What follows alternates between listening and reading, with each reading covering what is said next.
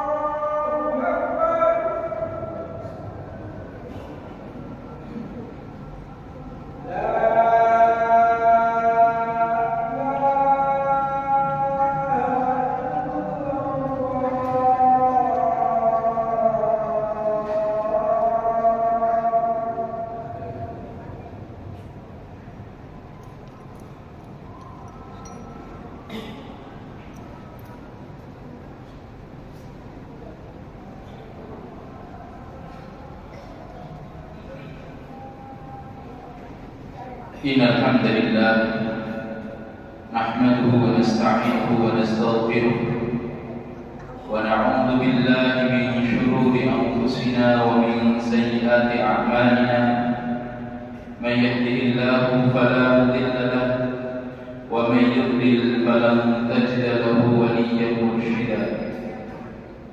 Nashhadu an la ilaha illallah ونشهد أن محمدا عبده ورسوله. اللهم صل وسلم وبارك وأنعم على نبينا محمد وعلى آله وصحبه أجمعين. فيا عباد الله، أوصيني وإياكم بتقوى الله عز وجل. قال الله تعالى في كتابه الكريم: يا أيها الذين آمنوا اتقوا الله حق تقاته ولا تموتن إلا وأنتم مسلمون.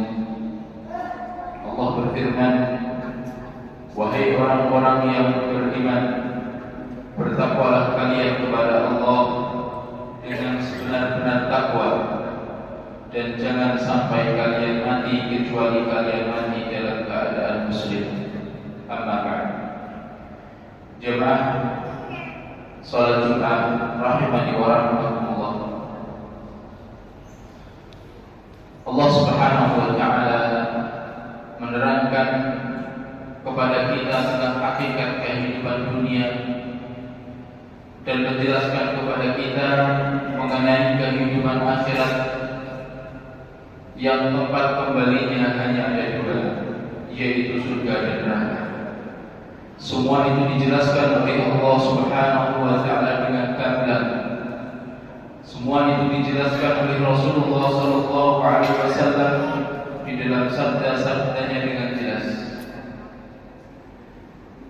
Salah satu penjelasan yang Allah Subhanahu wa taala berikan kepada kita mengenai kehidupan dunia adalah apa yang Allah Subhanahu wa taala sampaikan di dalam surat Al-Kahfi ayat 45. Allah Subhanahu wa taala berfirman, وَاضْرِبْ لَهُمْ مَثَلَ الْحَيَاةِ الدُّنْيَا كَمَاءٍ أَنزَلْنَاهُ مِنَ السَّمَاءِ فَاخْتَلَطَ بِهِ نَبَاتُ الْأَرْضِ فَأَصْبَحَ هَشِيمًا تَذْرُوهُ الرِّيَاحُ وَكَانَ اللَّهُ عَلَى كُلِّ شَيْءٍ مُقْتَدِرًا. Allah Subhanahu wa taala berpesan kepada kita semuanya, Wadrib lahum, wahai Muhammad,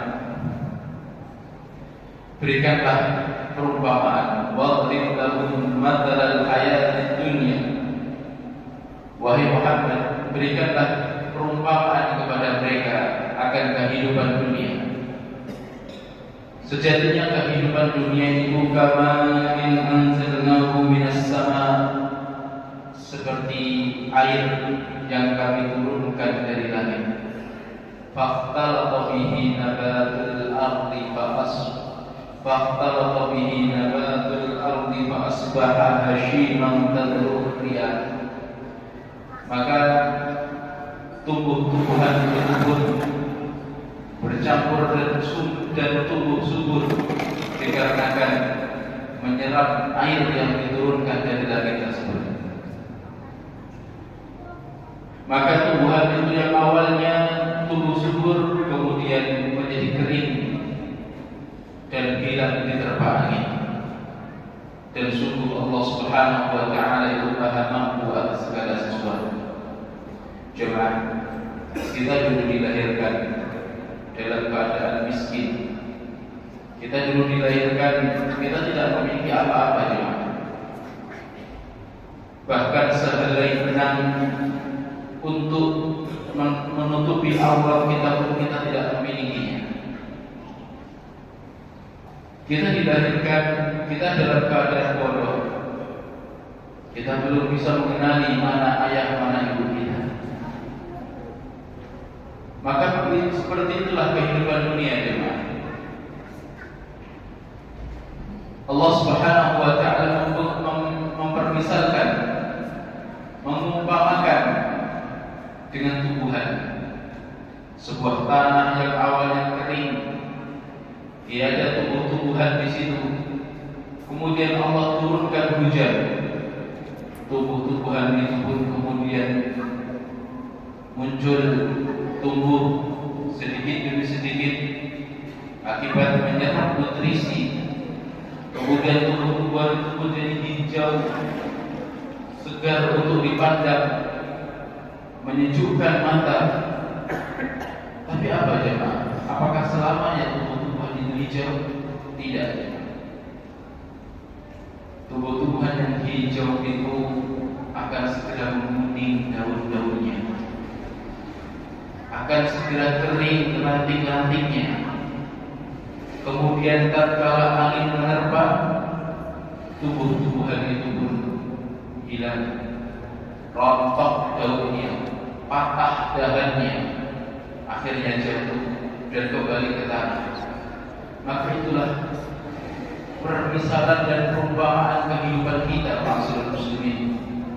Kita yang dahulu dilahirkan dalam keadaan bodoh, tidak mengerti apapun, kemudian Allah Subhanahu wa Ta'ala berikan kita ilmu sedikit demi sedikit sampai kita memiliki gelar, sampai kita lulus SMA, sampai kita lulus S1.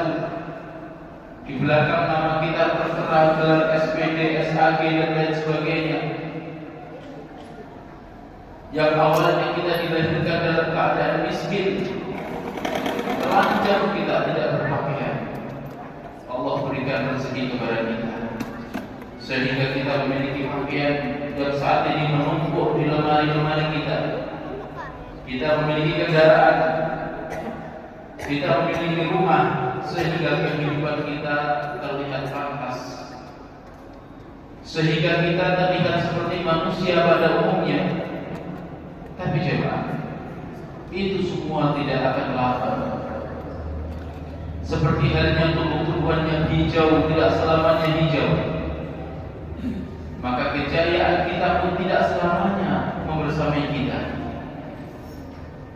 Ma'asyiral muslimin, sungguh kita ini bukan pemeran pertama di dalam kehidupan dunia ini, jemaah. Sebelum kita ada moyang-moyang kita yang pernah juga meramaikan kampung ini, yang mereka pun pernah memiliki kejayaan di dalam kehidupannya. Namun mana mereka sekarang, jemaah? Wafat, masuk ke dalam tanah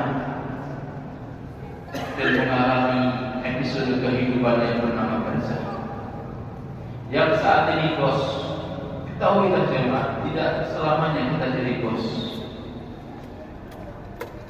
Yang saat ini kita menjabat, tidak selamanya jabatan itu ada pada kita.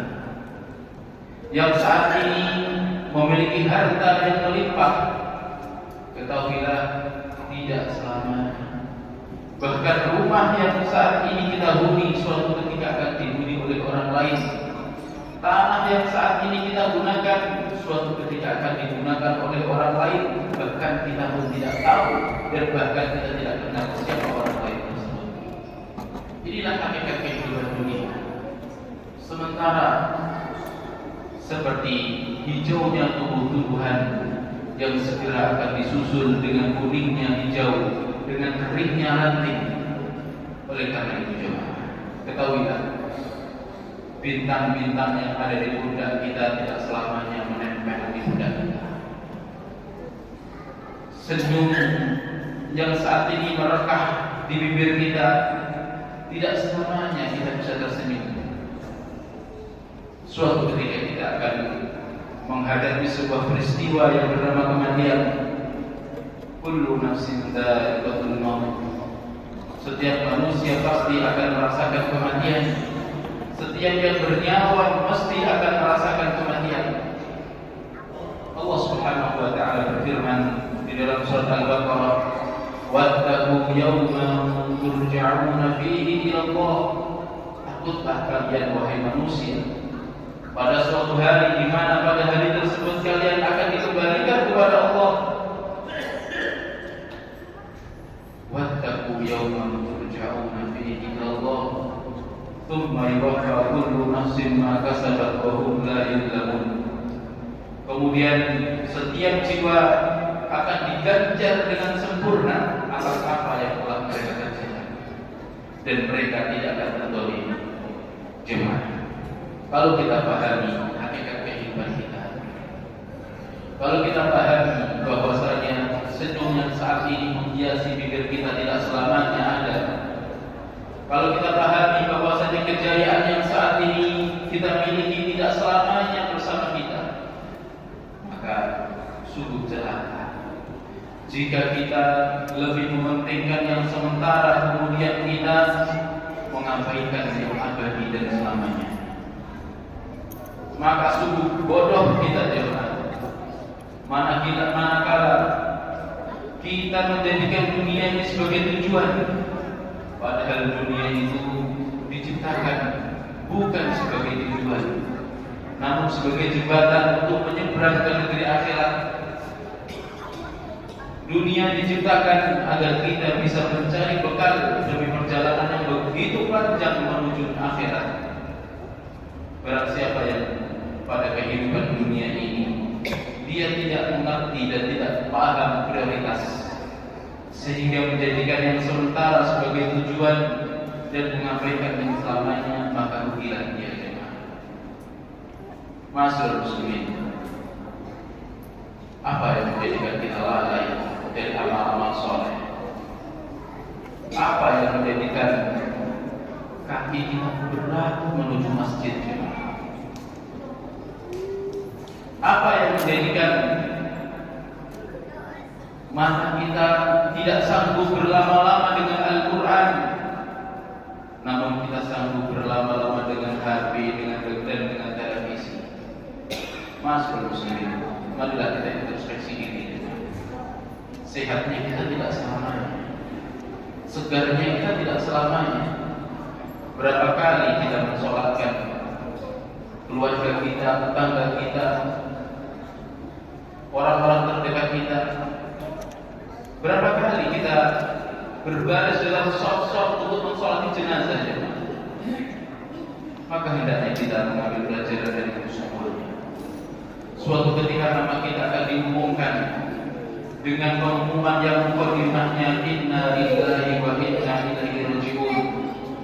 Kemudian disebut nama kita, keluarga-keluarga kita menangis. Kemudian kita dimandikan, kita dikafani dan kita disolatkan. Kemudian kita diantarkan ke kuburan, yang bisa jadi kuburan itu adalah miniatur dari nikmat surga, dan bisa jadi kuburan itu adalah awal dari kesengsaraan. Oleh karena itu jemaah, Rasulullah SAW berpesan kepada kita. Rasulullah mengatakan, al-qayyisu man dana nafsahu wa 'amila lima ba'dal maut. Orang yang cerdas di mata syariat itu jemaah, bukan mereka yang memiliki pangkat dan jabatan, bukan mereka yang memiliki gelar akademik yang mentereng, bukan mereka yang memiliki harta yang melimpah. Demi Allah, bukan jemaah. Tapi orang yang cerdas di mata syariat adalah al-qayyisu man dana nafsahu wa 'amila lima ba'dal maut. Orang yang cerdas di mata syariat adalah orang yang mau mengintrospeksi diri, mau memuhasabah diri, mau mengaudit diri, wa 'amila lima ba'dal maut, dan dia mau beramal demi kehidupan setelah kematian. Dia jadikan dunia sebagai tunggangan untuk menuju akhirat. Dia tidak jadikan dunia sebagai tujuan sehingga melalaikan kita dari amal-amal kesolehan.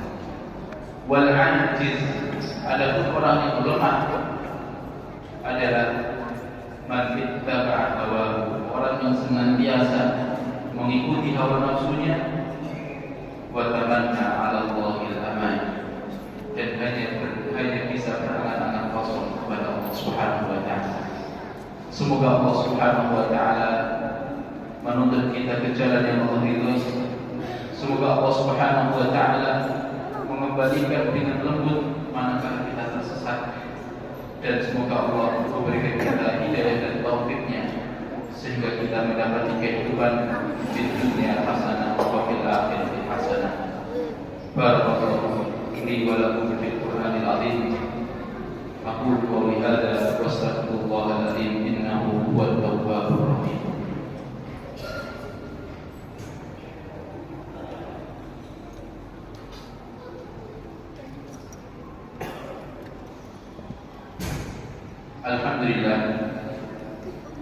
Alhamdulillahilladzi anzala 'alaina al-Qur'an, walhamdulillahilladzi ja'alana min ahli al-Islam wal iman. Allahumma shalli ala nabiyyina Muhammad wa ala alihi wa sahbihi ajma'in. Amma ba'd. Ma'asyiral muslimin, jika kita berbicara tentang kelalaian manusia terhadap amalan akhirat, jika kita berbicara tentang sebab-sebab yang bisa melalaikan seseorang dari persiapan menuju negeri akhirat, maka kekayaan ataupun harta bukanlah sebab utamanya. Karena banyak di antara manusia yang kaya, namun dia juga soleh, dan tidak sedikit orang miskin, namun dia tidak mau beramal. Hidupnya fokus untuk nyari dunia dan dunia. Artinya apa ya? Urusan lalai itu tidak ditentukan dengan harta. Urusan lalai ukurannya bukan sedikit atau banyaknya uang yang kita pegang, bukan jemaah. Lalai atau tidaknya kita kaitannya dengan kebersihan hati. Manakala hati bersih, harta sebanyak apapun tidak akan pernah melalaikannya. Jika hatinya kotor, bahkan tidak memiliki apapun, dia akan tetap lalai. Rasulullah itu memiliki sahabat yang bermacam-macam. Rasulullah memiliki sahabat seperti Utsman yang kaya raya, tapi kekayaannya dia gunakan untuk akhirat. Ada sahabat semacam Abdurrahman bin Auf yang kaya raya, tapi kekayaannya tidak pernah melalaikannya. Ada sahabat yang miskin seperti Abu Darda, tapi kemiskinannya tidak menghalangi dia untuk menjadi hamba yang bersyukur kepada Allah Subhanahu wa Ta'ala. Maka sebab kelalaian adalah banyaknya dosa dan kotornya hati. Mari kita introspeksi, jangan sampai kita lalai dan kita tersadarkan manakala cambuk-cambuk sebanyak telah menyakiti tubuh kita di kuburan kelak. Na'udzubillah min dzalik. Mari kita berdoa kepada Allah Subhanahu wa Ta'ala. Semoga Allah senantiasa menuntun kita di jalan yang benar. Allahumma shalli ala nabiyyina Muhammad wa ala alihi wa sahbihi ajma'in. Rabbana atina fid dunya hasanah wa fil akhirati hasanah wa qina adzabannar. Rabbana hab lana min azwajina wa dhurriyyatina qurrata a'yun waj'alna lil muttaqina imama.